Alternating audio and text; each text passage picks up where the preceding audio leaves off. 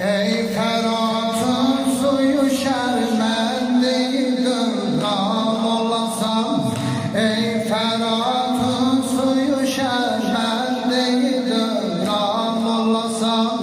Teşneler geldi kan oldu sen de kal olasam. Teşneler geldi kan oldu seni de kal olasam. Kal olasan ey Ferhat, kal olasan ey Ferhat, kal olasan. Sesi boş, utanma. Bir de baş oduramaz. Kal olasan ey Ferhat. Hoş olun Kerbela'dan gelse bir de kal olasan. Kal olasan. Su yolu bağladılar heymelere, tatmadı su. Bari lahe ne kıyametti ne hangamedi bu. O kadar ağladı kızlar dahi hoş hoştu canım. Dediler ey susuzlar kimi heyran olasa. Kan olasan ey Ferhat. Kerbela'da geçer. Kan olasan ey Ferhat. Bir de başlayalım.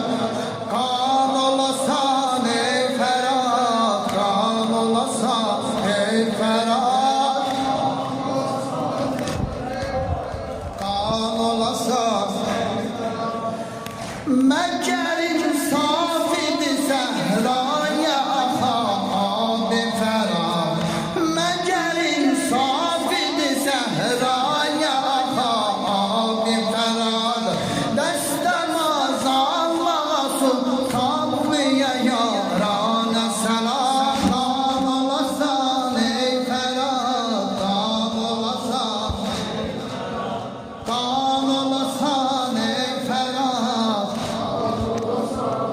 Bir de kan olasan.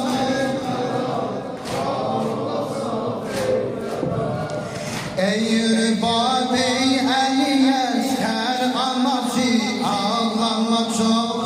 Gezme dermandan sıysa balafın çaresi yok. Değecek gül boğazından hemen çömeliyor. Servi eşkin buyumuş sinesi suzan olasan. Kan olasan ey Ferhat. Kan olasan ey Ferhat. Mecel